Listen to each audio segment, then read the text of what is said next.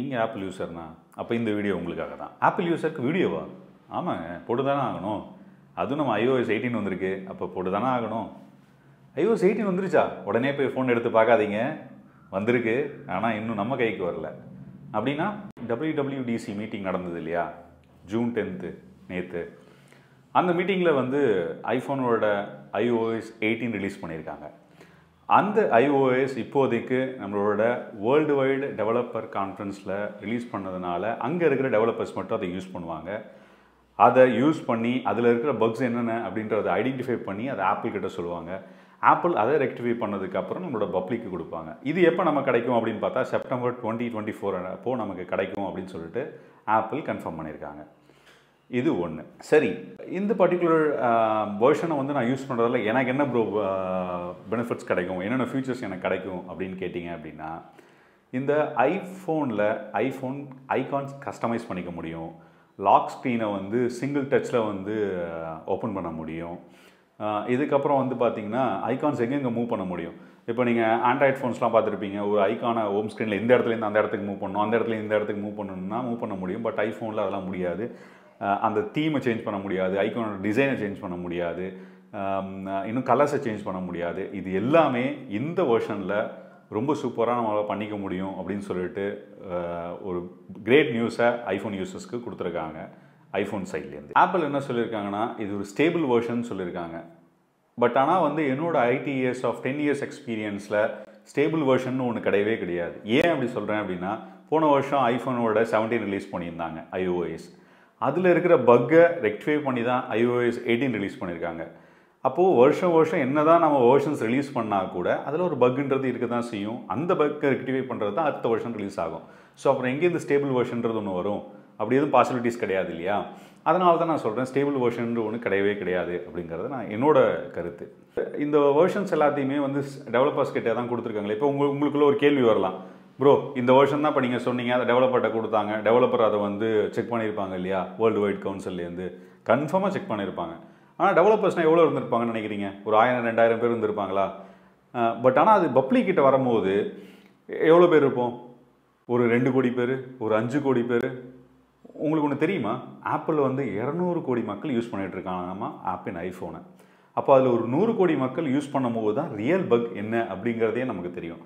அப்போ தான் அந்த பக்கை நம்ம புரிஞ்சிக்க முடியும். அதை எப்படி ரெக்டிஃபை பண்ணுறாங்கன்றதும் நமக்கு இந்த வெர்ஷனில் தெரியும். சரி ப்ரோ, இந்த வெர்ஷன் நான் இப்போ அப்கிரேட் பண்ண போகிறேன். அப்போ அப்கிரேட் பண்ணால் எனக்கு என்ன ஃபீச்சர்ஸ் அண்ட் ஃபெசிலிட்டி கிடைக்கும் அப்படின்னு கேட்டிங்கன்னா, உங்களோட ஸ்க்ரீன் ஐகான்ஸ் இருக்கு இல்லையா, அதை எப்படி வேணால் கஸ்டமைஸ் பண்ணிக்க முடியும். என்னென்ன டிசைன்ஸ் வேணால் வச்சுக்க முடியும், என்னென்ன கலர்ஸ் வேணால் வச்சுக்க முடியும், என்னென்ன தீம்ஸ் வேணால் க்ரியேட் பண்ணிக்க முடியும், எங்கே வேணால் மூவ் பண்ணிக்க முடியும். இது எல்லாமே வந்து இந்த வெர்ஷன்ஸில் பாசிபிலிட்டி இருக்குது அப்படின்னு சொல்லிட்டு ஐஃபோன் சொல்லியிருக்காங்க.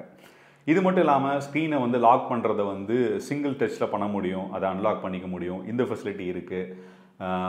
முக்கியமாக சொல்லணும் அப்படின்னா, இவ்வளோ நாள் நம்ம எதிர்பார்த்துட்டு இருந்த ஒரு விஷயம், ஐஃபோனில் சென்ட்ரலைஸ்டு லாக் மட்டும்தான் இருக்கும். அதாவது ஃபோனை ஒரே ஒரு தடவை தான் லாக் பண்ண முடியும்.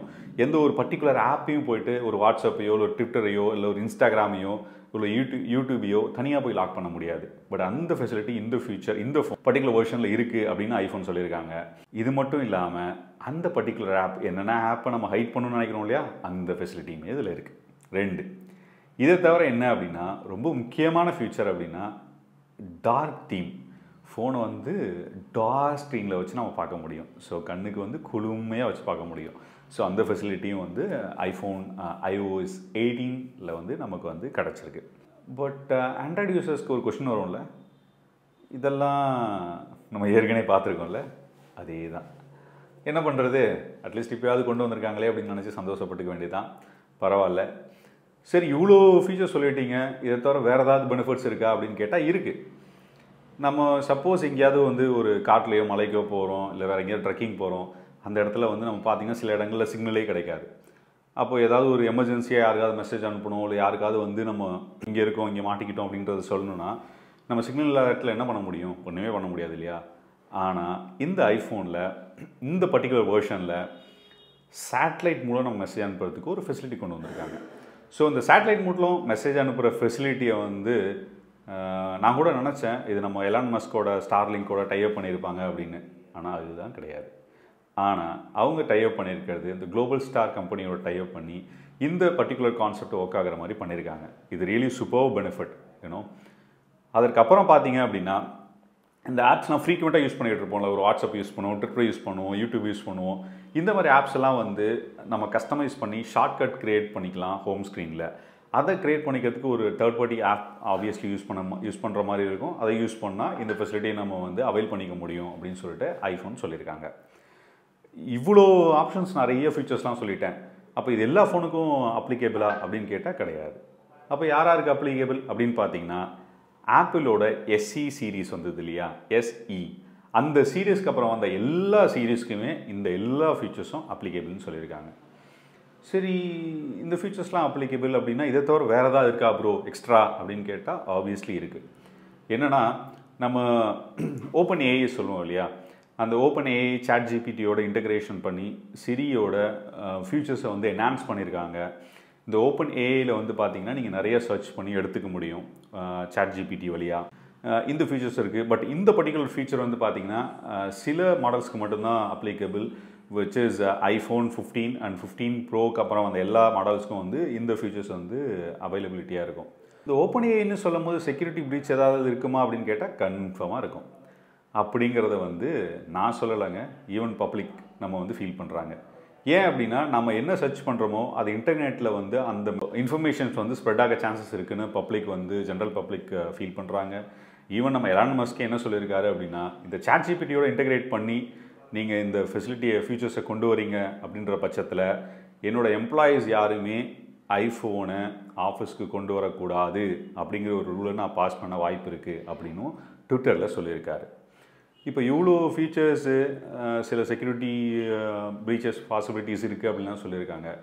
அப்போ ஆஸ் ஆப்பிள் யூஸராக உங்களோட கருத்து என்ன? இதில் என்னென்ன ஃபீச்சர்ஸ் உங்களுக்கு பிடிச்சிருக்கு? இல்லை எலான் மஸ்க் சொன்ன கருத்துக்கு நீங்கள் என்ன வந்து பதில் சொல்கிறீங்க?